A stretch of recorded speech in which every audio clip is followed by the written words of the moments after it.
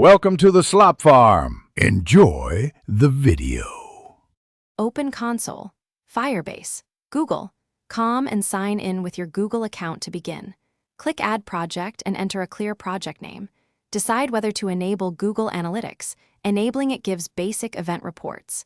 If you enable Analytics, select a region and accept terms.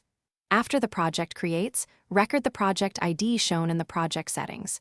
You will need that ID later when running CLI commands or linking services. Keep the Firebase console open for the next registration steps.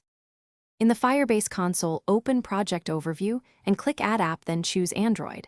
Enter the Android package name exactly as an Android manifest. XML, and optionally add a nickname. Download the Google services.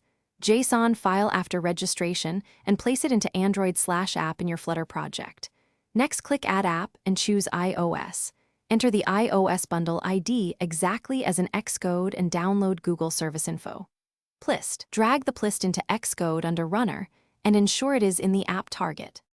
Open your Flutter project and add Firebase Core plus any other Firebase packages to PubSpec. YAML. Run Flutter pub get to install those dependencies before coding. Install the Flutterfire CLI globally with Dart pub global activate Flutterfire CLI if you have not yet. Run Flutterfire configure in the project root to select your Firebase project and generate Firebase options. Dart automatically.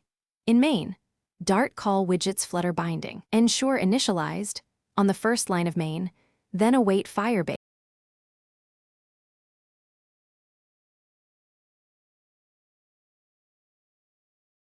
Thanks for watching. Consider subscribing if we helped you today.